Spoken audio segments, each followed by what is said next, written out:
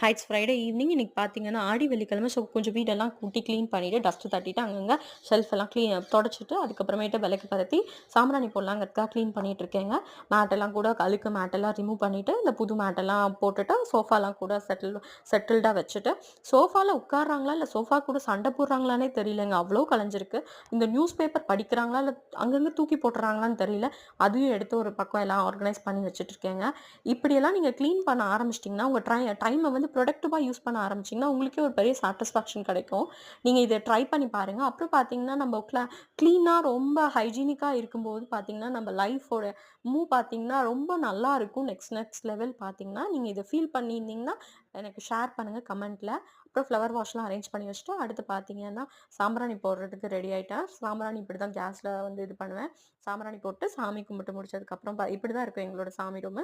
எல்லாம் பண்ணி முடிச்சதுக்கப்புறம் வீடு கிளீனா இருக்கு பாருங்க.